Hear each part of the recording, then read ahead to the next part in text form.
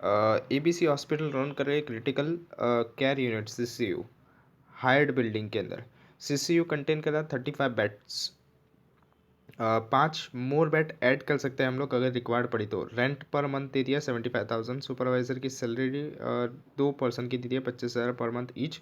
Nurse 4 person दे दिया 20,000 per month each. Ward boy दे दिया, डॉक्टर 2,50,000 पर मंथ दे दिया। और उसको पेड किया जाता है on the basis of the patient attended and the time spend by them, मतलब ये वेरिएबल हो गया। रिपेयर्स फिक्स है, food and to the patient variable है, other service to the patient variable है, लॉन्ड्री चार्जेस वेरिएबल है, medicine variable है, other fixed expenses है 10,80,000। एडमिनिस्ट्रेटिव एक्सपेंसेस अलोकेटेड है। एस्टिमेट किया जा रहा है कि 150 दिन है, एक साल के अंदर 35 बेड्स जो हैं वो ऑक्यूपाइड किए जाते हैं एंड 80 डेज ओनली, मतलब 35 बेड्स जो हैं वो ऑक्यूपाइड किए जाते हैं 150 दिन के अंदर, और 80 डेज़ के अंदर ओनली 25 बेड से जो ऑक्यूपाइड किए जाते हैं। हॉस्पिटल हायर कर रही है 750 बेड, जिसका चार्ज है 100 रुपये पर बेड पर डे के हिसाब से।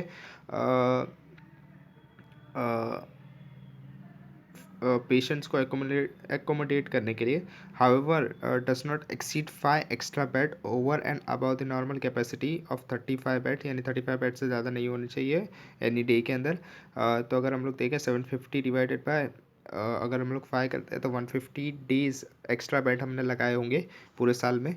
कैलकुलेट करना है हमको कंट्रीब्यूशन पर पेशेंट डे। अगर हॉस्पिटल कवर्स कर रहे हैं average of 2,000 rupees per day from each patient, यानी 2,000 रुपये हर पेशेंट से लिया जाए तो क्या कंट्रीब्यूशन पर पेशेंट डे आएगा, वो हमको कैलकुलेट करना है और फाइंड आउट करना है break even point for the hospital. तो यहाँ पर देखेंगे, कैलकुलेशन बनाएंगे। Numbers of the patient days 35 beds जो 150 दिन ऑक्यूपाइड है, 35 मल्टीप्लाई बाई 150 करेंगे तो वो आएगा 5250। और 25 बेड्स जो हैं वो 80 डेज ऑक्यूपाइड हैं, तो 25 मल्टीप्लाई बाई 80 करेंगे 2000 आएगा। और एक्स्ट्रा बेड 750 लगा रहे हैं, टोटल करेंगे 8000 आएगा। प्रॉफिटेबिलिटी स्टेटमेंट बनाएंगे तो इनकम जो है वो कितनी है, 2000 हर पेशेंट से ली जा रही है, और 8000 बेड हमारा ऑक्यूपाइड है तो हर बेड पे एक पेशेंट होगा, तो 8000 पेशेंट्स हो गए। तो 2000 मल्टीप्लाई बाय 8000 करेंगे तो 1,60,00,000 रुपये आ गया। वेरिएबल कॉस्ट देखेंगे तो डॉक्टर की फीस जो है वो वेरिएबल में लिखेंगे, क्यों? क्योंकि उसने लिखा है कि basis of the numbers of the patients attended and time spend, इसलिए उसको वेरिएबल में लिखा जाएगा। और फिर उसके बाद जो भी वेरिएबल एक्सपेंसेस है like food to the patients, ये भी वेरिएबल है तो ये भी वेरिएबल में लिख दिया जाएगा। Other service to the patients, ये भी वेरिएबल है 3,00,000 रुपये का, ये भी वेरिएबल में लिख दिया जाएगा। लॉन्ड्री चार्जेस भी वेरिएबल है तो उसको भी लिख दिया जाएगा। मेडिसिन जो है वो भी वेरिएबल है तो उसको भी लिख दिया जाएगा। 7,50,000 बेड हायर चार्जेस जो है वो कितना है 750 बेड है जिसका चार्जेस 100 रुपीज़ पर बेड है, तो 750 मल्टीप्लाई बाई 100 करेंगे तो 75,000 भी आ गया। टोटल वेरिएबल कॉस्ट आ जाएगी 56,05,000। इसको 1,60,00,000 में से माइनस करेंगे तो 1,03,95,000 आएगा। अभी फिक्स एक्सपेंसेस कितने हैं, तो 75,000 का रेंट है पर मंथ का, तो 75,000 मल्टीप्लाई बाई 12 करेंगे 9,00,000 आ गया। सुपरवाइजर 2 हैं, 25,000 पर मंथ ईच है, तो 2 मल्टीप्लाई बाई 25,000 मल्टीप्लाई बाई 12 करेंगे तो 6,00,000 आ गया। नर्स के अंदर भी वैसे ही 4 मल्टीप्लाई बाई 20,000 मल्टीप्लाई बाय 12 करेंगे तो 9,60,000 आ गया। वैसे वार्ड बॉय में भी 4 मल्टीप्लाई बाई 5,000 मल्टीप्लाई बाय 12 कर देंगे तो 2,40,000 आ गया। रिपेयर सिटी 1 का दिया है, अदर एक्सपेंसेस 10,80,000 के दिए हैं। और एडमिनिस्ट्रेटिव एक्सपेंसेस अलोकेटेड कितना 10,00,000 रुपये दिए गए हैं, तो टोटल फिक्स कितना आ गया 48,61,000। 1,03,95,000 में से 14,61,000 को माइनस करेंगे तो प्रॉफिट आ जाएगा 55,34,000 का। अभी कैलकुलेट करना है कंट्रीब्यूशन पर पेशेंट डे, तो वो कैसे कैलकुलेट करेंगे हम लोग, तो कंट्रीब्यूशन को डिवाइड करेंगे पेशेंट्स डे से, टोटल पेशेंट डे से। तो टोटल कंट्रीब्यूशन है 1,03,95,000, उसको डिवाइड करेंगे 8,000 से तो आ जाएगा 1,299,375 रुपीज़। अभी ब्रेक इवन पॉइंट निकालेंगे, कैसे निकालेंगे, तो फिक्स कॉस्ट को डिवाइड करेंगे कंट्रीब्यूशन पर पेशेंट डे से, तो 48,61,000 ये क्या था हमारा total fix cost. Fix cost को डिवाइड करेंगे कंट्रीब्यूशन पर पेशेंट डे से 1,299,375, तो 3,741 पेशेंट डे आ जाएगा। इसके बाद देखेंगे इलस्ट्रेशन 9। इलस्ट्रेशन 9 के अंदर क्या दे दिया गया है, सैलरी सॉफ्टवेयर इंजीनियर की 5% की दी है 15,00,000 रुपये, और salary to the project leader 2% की है 9,00,000 रुपीज़। और salary to the project manager की है 6 लाख रुपीज़, रिपेयर मेंटेनेंस दे दिया, एडमिनिस्ट्रेटिव ओवरहेड्स दे दिया। कंपनी एग्जीक्यूट कर रही है प्रोजेक्ट XYZ जिसकी डिटेल दी गई है। प्रोजेक्ट की ड्यूरेशन है 6 महीने। 1 प्रोजेक्ट लीडर उसमें वर्क करेगा, 3 सॉफ्टवेयर इंजीनियर वर्क करेंगे और प्रोजेक्ट मैनेजर जो है वो स्पेंड कर रहा है 2 month efforts during the execution of the project. Travelling expenses incurred किया गया है 187,500 का। 2 लैपटॉप्स परचेस किए गए हैं जिसकी कॉस्ट 50,000 ईच है। मतलब एक की 50 है तो दो की कितनी हो गई, लाख रुपए हो गई। और उसकी लाइफ कितनी बता रही है, एस्टिमेटेड 2 साल है। प्रोजेक्ट कॉस्ट शीट प्रिपेयर करनी है हमको, और जिसमें ओवरहेड्स एब्सॉर्ब कैसे होगा, on the basis of the salary के बेसिस पे ओवरहेड को एब्सॉर्ब करना है। तो यहाँ पर हम लोग वर्किंग लिखेंगे, तो calculation of the cost per month and the overhead absorption rate particular total per annum के हिसाब से, पर पर्सन पर एनम के हिसाब से, पर पर्सन पर मंथ के हिसाब से। तो 15 लाख जो है वो सैलरी सॉफ्टवेयर इंजीनियर की है, तो वो तो टोटल पर एनम की है। तो उसको डिवाइड बाय 5 से करेंगे तो हमारे पास पर पर्सन की पर एनम की आ जाएगी 3 लाख रुपए। और फिर पर मंथ की देखेंगे तो डिवाइड बाय 12 कर देंगे तो 25,000 आ जाएगी। Salary to the project leader देखेंगे तो 9 लाख है, वो 2 पर्सन की है, तो उसको डिवाइड बाय 2 से करेंगे तो पर पर्सन की आएगी 4,50,000। डिवाइड बाय 12 से करेंगे तो 37,500 आ जाएगी।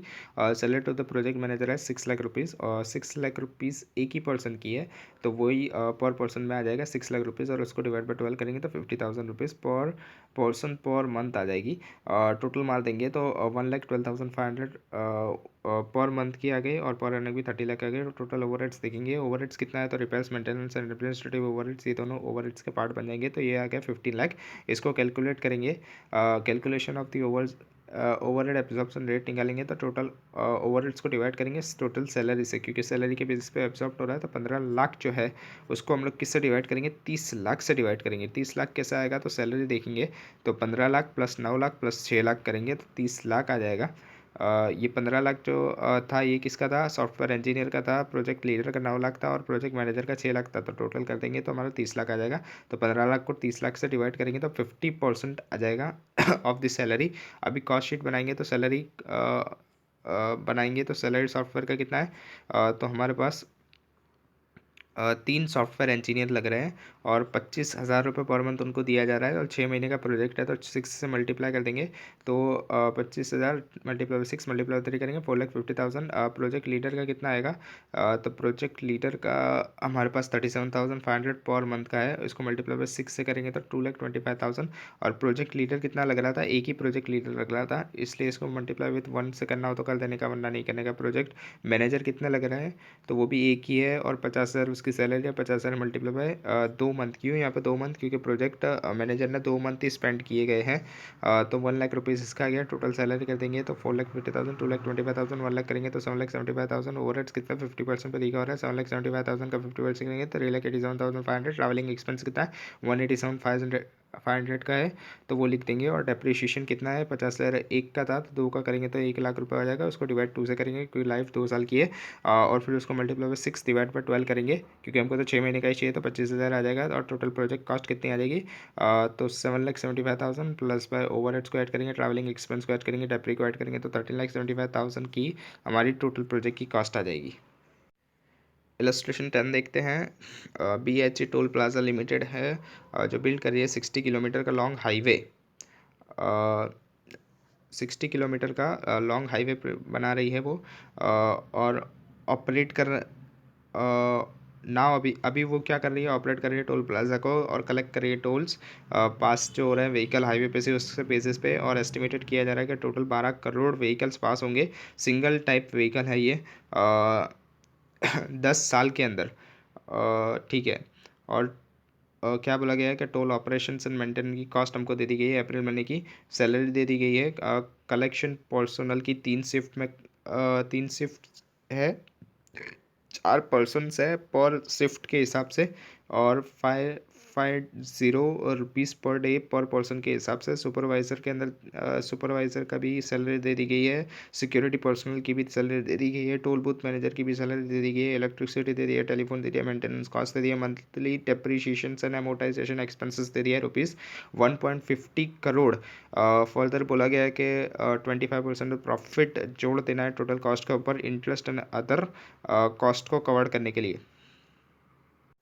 और हमको रिक्वायर्ड बोला गया है कि कैलकुलेट कीजिए cost per kilometre per month. और सेकंड था कैलकुलेट करिए टोल रेट पर vehicle.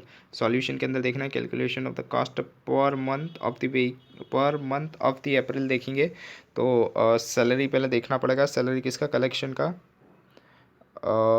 Salary to the collection personnel की सैलरी कितनी है, तो वो 3 शिफ्ट में काम कर रहे हैं, 4 पर्सन है और 550 रुपये पर डे के हिसाब से ले रहे हैं।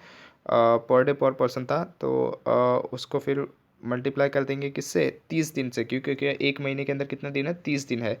तो 3 शिफ्ट 4 पर्सन 30 दिन और 550 रुपये हर दिन के हिसाब से, तो 1,98,000 की सैलरी इनकी अप्रैल मंथ की बन गई।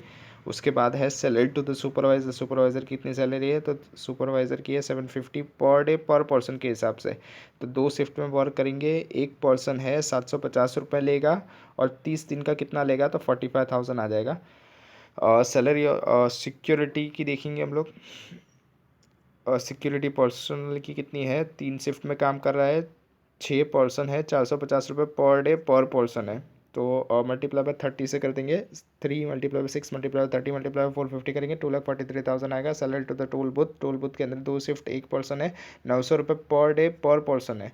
तो 2 मल्टीप्लाई 1 मल्टीप्लाई 30 मल्टीप्लाई 900 करेंगे, 54,000 आ जाएगा। इलेक्ट्रिसिटी का 8 लाख दे दिया गया है, टेलीफोन का 1,40,000 दे दिया गया है और मेंटेनेंस कॉस्ट दे दी गई है 30 लाख रुपये। तो सबको जोड़ देंगे तो टोटल ऑपरेटिंग कॉस्ट आ जाएगी 44,80,000। इसके अंदर फिर क्या जोड़ेंगे, डेप्रीशिएशन अमोर्टाइजेशन 1,50,00,000 का है, तो उसको भी जोड़ देंगे। तो टोटल कॉस्ट आ जाएगी हमारे पास 1,94,80,000 की। ये जो डेप्रीशिएशन हमको दिया गया था ये मंथली था। अभी क्या करेंगे, कैलकुलेट करेंगे cost per kilometre per month. तो कैसे फाइंड आउट करेंगे, तो टोटल कॉस्ट को डिवाइड करेंगे टोटल किलोमीटर से। तो हमारा टोटल कॉस्ट आ गई 1,94,80,000। इसको डिवाइड करेंगे किलोमीटर से, किलोमीटर कितना है, 60 किलोमीटर है, तो डिवाइड 60 किलोमीटर से करेंगे तो 3,24,666.67 आएगा। कैलकुलेट करेंगे टोल रेट पर व्हीकल, तो उसके अंदर कैसे कैलकुलेट करेंगे, तो टोटल कॉस्ट के अंदर 25% का प्रॉफिट हम लोग जोड़ देंगे और फिर उसको डिवाइड कर देंगे व्हीकल पर मंथ से। तो यहाँ पर 12 करोड़ व्हीकल्स पास ऑन हो रहे हैं 10 साल के अंदर। तो एक साल में कितने होंगे, तो 1.2 करोड़ होंगे। क्यों, कैसे आया, तो 12 को डिवाइड किया 10 से तो 1.2 करोड़ आएगा। और हमको तो एक साल का नहीं चाहिए, हमको तो एक महीने का चाहिए, तो मल्टीप्लाई बाय 1 डिवाइड बाय 12 करेंगे तो 10 लाख व्हीकल्स पास ऑन होंगे। और टोटल कॉस्ट थी हमारी 1,94,80,000 प्लस बाय 25% प्रॉफिट जोड़ देंगे तो कितना आएगा, 48,70,000। और फिर उसको डिवाइड करेंगे 10 लाख से तो ₹24.35 क्या आ जाएगा। ये हमारा आ गया रेट पर व्हीकल, यानी एक व्हीकल के पास से लेने वाला रेट ₹24.35। इसके बाद देखेंगे इलस्ट्रेशन 14।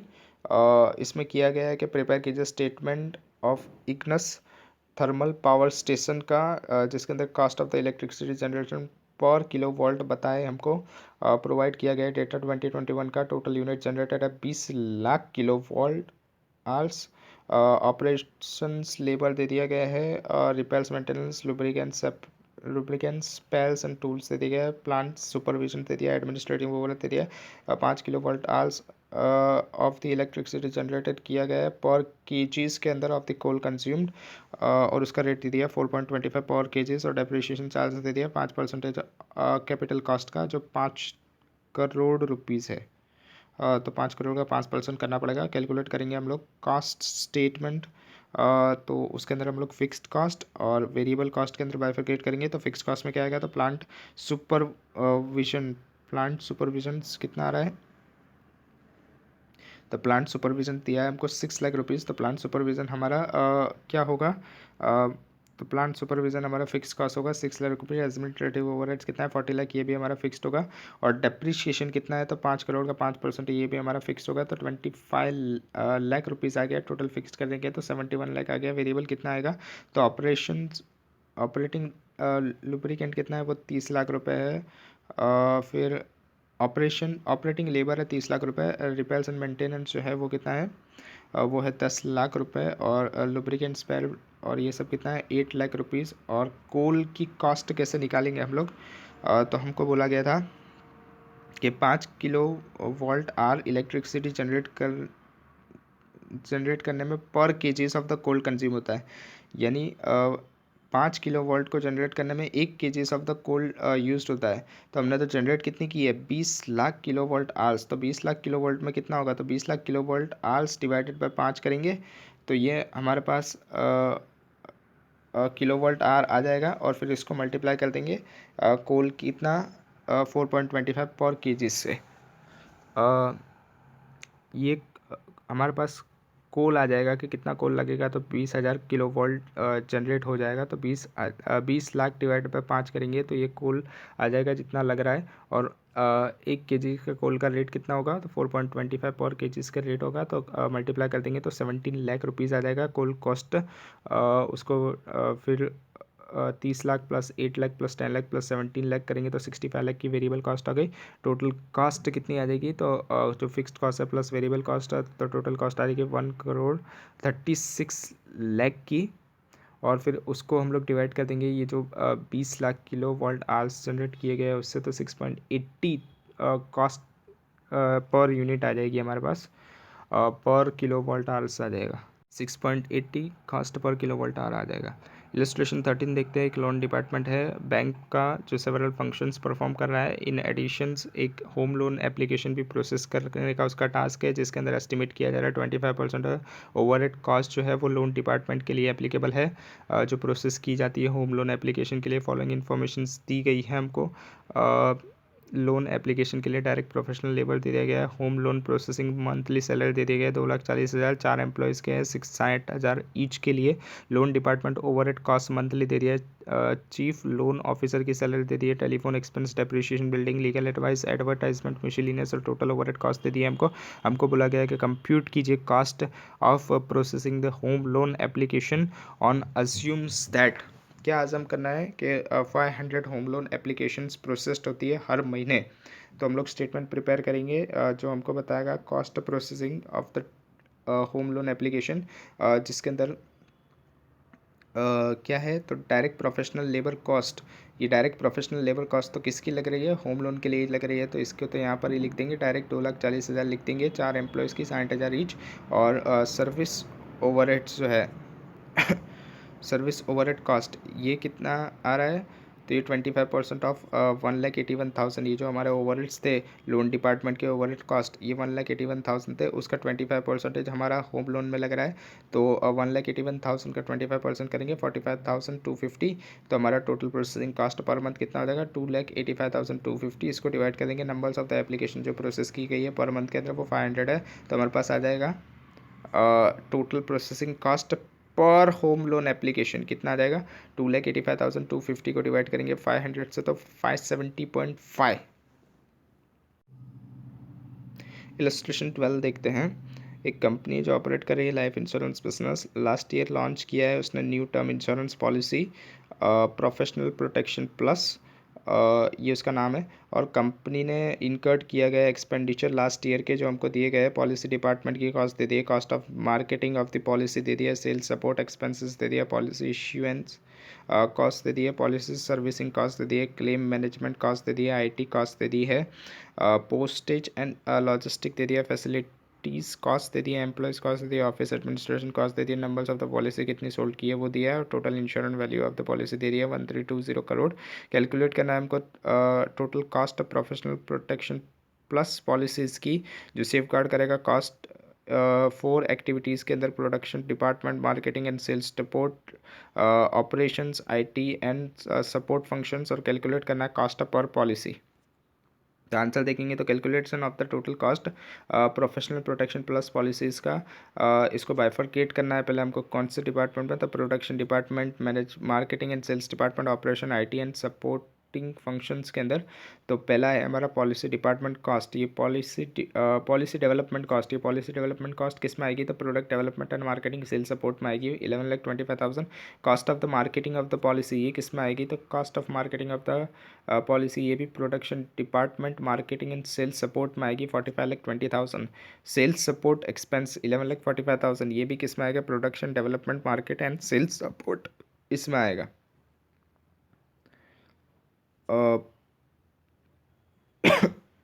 उसके बाद क्या आएगा?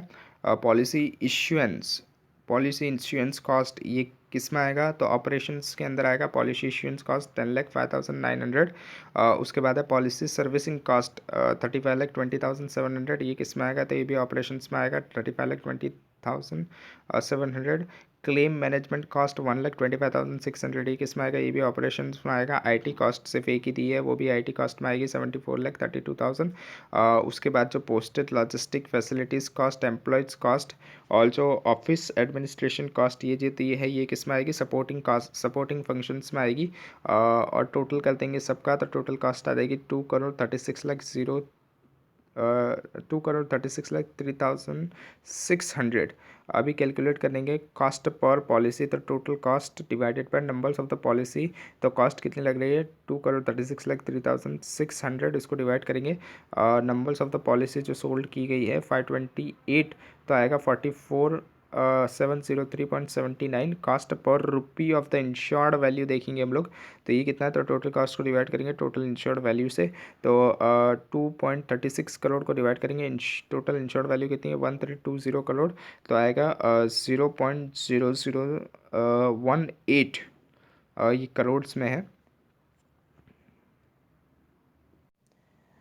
इलस्ट्रेशन 11 देखते हैं। एडी हायर सेकेंडरी स्कूल है जो ऑफर्स करे कोर्स 11-12 स्टैंडर्ड 3 स्ट्रीम के अंदर, art, commerce and science. Higher secondary classes along with the primary and secondary classes के साथ अकाउंट पर्पस के लिए वो ट्रीट कर रहे हैं हायर सेकेंडरी को separate responsibility centre.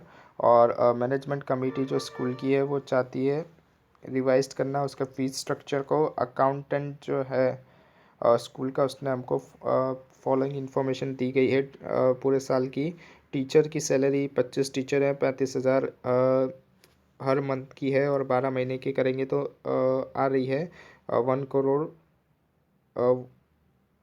Crore 5 lakh rupees. और प्रिंसिपल की सैलरी दे दी है। लैब अटेंडेंट की सैलरी 2 अटेंडेंट से 15,000 ईच है, 12 महीने की करके ना 3,60,000 आ रही है। Salary to the library staff है, सैलरी टू द प्यून है, salary to the other staff है। Examinations expenditure office and administration cost है, annual day expense, sport expense है, अदर इन्फॉर्मेशन हमको दी दी है। स्टैंडर्ड 11-12 और प्राइमरी एंड सेकेंडरी के अंदर, आर्ट्स, कॉमर्स और साइंस के अंदर 11-12 के अंदर नंबर्स ऑफ द स्टूडेंट दे दिया, लैब क्लासेस इन ईयर दे दिया, numbers of the examination year दे दिया, time spend at a library by the student per year दे दिया है, time spend by the principal for the administration दे दिया है, टीचर्स फॉर 11-12 स्टैंडर्ड दे दिया है। एक टीचर जो है जो टीच कर रहा है इकोनॉमिक्स आर्ट स्ट्रीम के लिए, वो टीचर कॉमर्स स्ट्रीम को भी पढ़ा रहा है। उसने कितने 1040 क्लासेस लिए पूरे साल में, जिसके अंदर से 208 क्लासेस कॉमर्स स्टूडेंट वालों के लिए ली है। तो ठीक है ना, 1040 को डिवाइड कर देंगे और 208 से मल्टीप्लाई कर देंगे तो कॉमर्स में कितना अलोकेट करना है वो हमको पता चल जाएगी। और क्या बोल रहा है सेकंड पॉइंट में कि अनदर टीचर है जो टीच कर रहा है मैथमेटिक्स साइंस स्ट्रीम वालों के लिए, वो टीच कर रहा है बिजनेस मैथमेटिक्स कॉमर्स स्ट्रीम वालों को भी, और उसने 1100 क्लासेस लिए एक साल के अंदर, जिसमें 160 क्लासेस कॉमर्स स्टूडेंट के लिए। तो वो भी हम लोग बाइफिकेट करके ना कॉमर्स के अंदर उसकी कॉस्ट को अलोकेट कर देंगे। वन पियून जो है वो फुल्ली डेडिकेटेड है हायर सेकेंडरी सेक्शन के लिए, और अदर डेडिकेटेड है 15% टाइम हायर सेकेंडरी सेक्शन के लिए। यानी एक प्यून तो पूरा हायर सेकेंडरी के लिए है, और जो दूसरे प्यून्स हैं उसके 15% टाइम हायर सेकेंडरी को दे रहे हैं। उसके बाद बोला गया है कि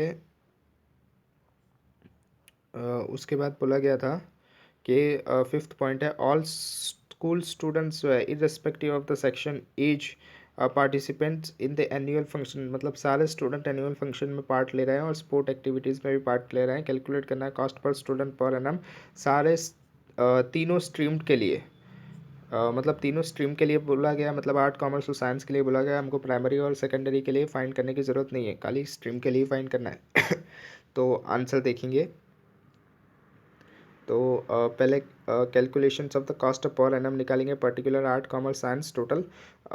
तो टीचर्स की सैलरी पहले देख लेते हैं। 35,000 रुपये सैलरी है एक टीचर की। 35,000 है।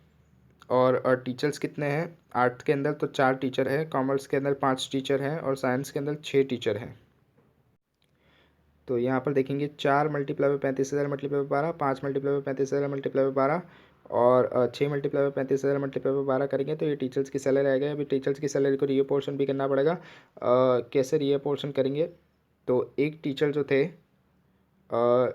उन्होंने कॉमर्स में कितना दिया गया है, जो हमको पॉइंट लिखा गया था कि वन टीचर जो है जो इकोनॉमिक्स पढ़ाते हैं उन्होंने 1040 क्लासेस ली है और उसमें से 208 क्लासेस कॉमर्स स्ट्रीम को भी पढ़ाया है। तो ठीक है, यहाँ पर हम लोग क्या करेंगे, उनकी सैलरी को कॉमर्स के अंदर बाय री अपोर्शन कर देंगे।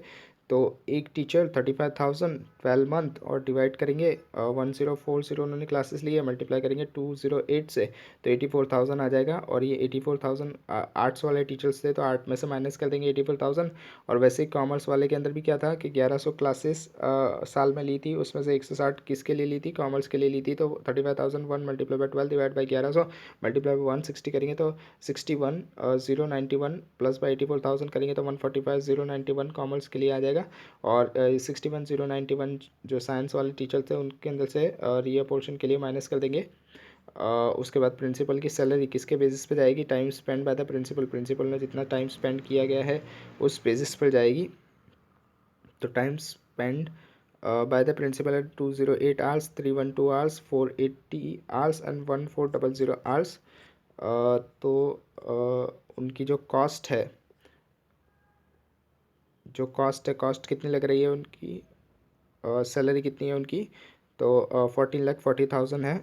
उसको डिवाइड करेंगे 2400 आवर्स से और फिर मल्टीप्लाई 208 से करेंगे तो 1,24,800 आ जाएगा। वैसे ही कॉमर्स और साइंस के लिए भी कर देना है। इसके बाद था लैब अटेंडेंस की सैलरी कितनी है, वो हम लोग किस बेसिस पे लेंगे? तो lab classes in the year के बेसिस पे लेंगे। तो उसकी सैलरी थी 3,60,000। लैब अटेंडेंस कितने थे? 2 अटेंडेंस थे 15,000 रुपये, 12 के हिसाब से 3,60,000 रुपये थे।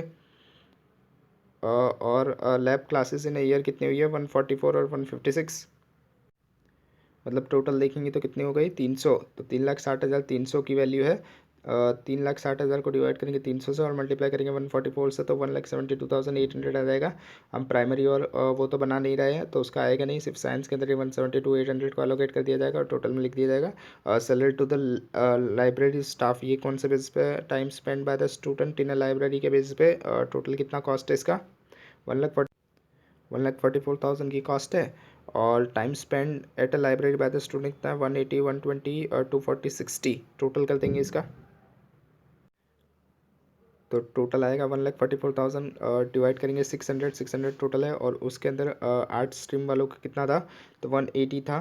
तो 180 से मल्टीप्लाई कर देंगे तो 43,200 आ जाएगा। वैसे कॉमर्स और साइंस के लिए भी कर देना है। Salary to the peon, peon की सैलरी देखेंगे तो प्यून के अंदर क्या बोला गया था हमको कि एक प्यून जो है उसने फुल टाइम डिवोट किया गया है किसके लिए? पूरा हायर सेकेंडरी के लिए दिया गया है उसने।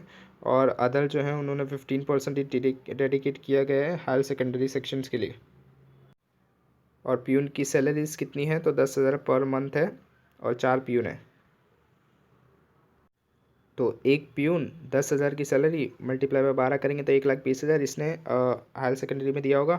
और जो 3 प्यून है उन्होंने 10,000 की सैलरी 12 महीने 54,000 जो 12 महीने और फिर उसको मल्टीप्लाई बाय 15%। ये 15% क्यों कर रहे हैं? क्योंकि उसने हायर सेकेंडरी के अंदर सिर्फ 15% उसका टाइम डिवोट किया है तो 54,000 आ जाएगा।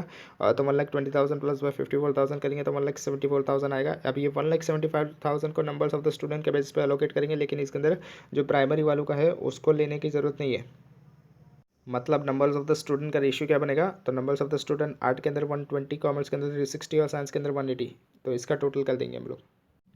तो 1,74,000 को बांटेंगे किसमें, 120:360 180 के रेशियो में। 1,74,000 को डिवाइड करेंगे 660 से, मल्टीप्लाई करेंगे 120 से, तो 31636 आएगा। वैसे ही कॉमर्स वाले के लिए और साइंस वाले के लिए भी कर देंगे, वहाँ पर मल्टीप्लाई 360 से कर देंगे और डिवाइड 660 से कर देंगे। और salary to the other staff के अंदर देखेंगे तो वो किस बेसिस पे जाएगा, तो नंबर्स ऑफ द स्टूडेंट के बेसिस पे वो भी जाएगा। अब यहाँ पर सबको लेना पड़ेगा हमको। 120:360:180:840 का रेशियो बनेगा यहाँ पर। और salary to the other staff कितना है, तो 4,80,000 है। और टोटल करेंगे ये 120:360:180:840, तो 1,500 आ रहा है। और उसको मल्टीप्लाई किससे करेंगे, 120 से करेंगे, तो 4,80,000 को डिवाइड करेंगे 1,500 मल्टीप्लाई 120 करेंगे तो 38,400 आएगा। यहाँ पर दिया गया था salary to the other staff 4,80,000 और नंबर्स ऑफ द स्टूडेंट्स के बेसिस पे उसको बांट देना है। वैसे ही कॉमर्स और साइंस वाले के लिए भी कर देना है और टोटल में भी लिख देना है। उसके बाद है एग्जामिनेशन एक्सपेंडिचर भी नंबर्स ऑफ द स्टूडेंट के बेसिस पे जाएगा। ये सारी कॉस्ट दी गई है, सिर्फ हमको इसको बांटना ही है नंबर्स ऑफ द स्टूडेंट के बेसिस पे। 10,80,000 को डिवाइड करेंगे 1,500 से और मल्टीप्लाई 120 से करेंगे 86,400 आएगा। वैसे ही कॉमर्स और साइंस के अंदर भी कर देंगे। ऑफिस एंड एडमिनिस्ट्रेशन कॉस्ट पे नंबर्स ऑफ द स्टूडेंट के बेसिस पे 15,20,000 की कॉस्ट है, इसको 1,500 से डिवाइड करेंगे और मल्टीप्लाई 120 से करेंगे तो 121,600। वैसे साइंस और कॉमर्स के लिए भी कर देना है। एनुअल डे एक्सपेंसेस के अंदर क्या है, नंबर्स ऑफ द स्टूडेंट के बेसिस पे ये भी जाएगा। 4,50,000 को डिवाइड करेंगे 1,500 से, मल्टीप्लाई 120 करेंगे 36,000 आएगा। वैसे ही कॉमर्स और साइंस वाले के लिए भी कर देना है। स्पोर्ट एक्सपेंसेस किसके अंदर, नंबर्स ऑफ द स्टूडेंट के बेस पे 1,20,000 की कॉस्ट है, 1,500 से डिवाइड करेंगे मल्टीप्लाई 120 से करेंगे 9,600 आएगा। वैसे ही कॉमर्स और साइंस के लिए भी कर देना है। टोटल कॉस्ट देखेंगे तो टोटल कर देंगे तो 20,87,636, 34,32,000 और 34,62,764। ये आर्ट कॉमर्स और साइंस के लिए आ गए और टोटल भी आ गया। अभी देखेंगे cost per student per annum कितनी निकल के आ रही है।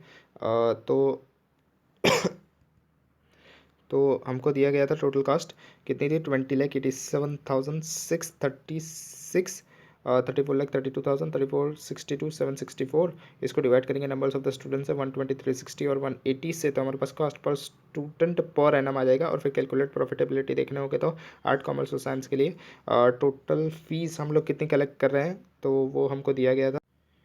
ये हमारी क्वेश्चन की रिक्वायरमेंट ही थी। वहाँ पर क्वेश्चन में कट गया है। क्वेश्चन की रिक्वायरमेंट थी कि हम लोग हर स्टूडेंट के पास से कितने रुपए लेंगे, तो 1,000 रुपये लेंगे। हम लोग कितने रुपए लेंगे, 1,000 रुपये की फ़ीस लेंगे पर एनम के हिसाब से। तो 1,000 मल्टीप्लाई बाई 12 करेंगे तो 12,000, 12,000 और 12,000 आ जाएगा। और फिर उसमें से लेस करेंगे कॉस्ट पर स्टूडेंट। एक स्टूडेंट की कॉस्ट कितनी लग रही है हमारी, 17,397 जो हमने ऊपर फाइंड आउट किया। आर्ट के अंदर, कॉमर्स के लिए 9,533 और साइंस के लिए 19,238। तो इसको माइनस कर देंगे तो हमारे पास प्रॉफिट या तो लॉस आ जाएगा। तो प्रॉफिट कितना आ रहा है, कॉमर्स के अंदर प्रॉफिट आ रहा है 2,467 और आर्ट्स एंड साइंस के अंदर हमारा लॉस आ रहा है 5,397 का और 7,238 का। वैसे टोटल के अंदर भी कर देना स्टूडेंट पर एनम के बेसिस बताइए और फिर उसको मल्टीप्लाई कर देंगे नंबर्स ऑफ द स्टूडेंट से। तो नंबर्स ऑफ द स्टूडेंट कितना है, 120,360 और 180। तो ये हमारा टोटल प्रॉफिट या तो लॉस आ जाएगा 6,47,640 का आर्ट्स में लॉस आ रहा है और 8,88,120 का कॉमर्स में प्रॉफिट आ रहा है और 13,02,840 का साइंस में लॉस आ रहा है। और ओवरऑल देखने जा रहा है तो 10,62,360 का लॉस आ रहा है। इसके बाद देखेंगे तो कंप्यूटेशन ऑफ द फीस जो चार्ज की गई है, अगर हमको 10% प्रॉफिट अर्न करना हो कॉस्ट के बेसिस पे तो क्या करेंगे आप लोग। तो cost per student per annum हमको मिल रहा था 17,397, 9,533, 19,238। ये जो हमने फाइंड आउट किया था वही है। उसके अंदर हम लोग प्रॉफिट ऐड कर देंगे। प्रॉफिट कितना है, 10% है प्रॉफिट कॉस्ट के बेसिस पे। तो हम लोग ऐड करेंगे 17,397 कितना हो जाएगा, उसका 10% है तो 1,740 हो जाएगा। वैसे 9,533 का 953 10% हो जाएगा। 19,238 का 10% 1,924 हो जाएगा। और फिर ऐड कर देंगे तो फीस पर एनम आ जाएगी 19,137 और 10,486, 21,162। और फीस पर मंथ अगर देखनी हो तो इसको डिवाइड बाई 12 से कर देंगे तो 1,595 आएगा। आर्ट के लिए, कॉमर्स के लिए 874 और साइंस के लिए 1,764 आएगा।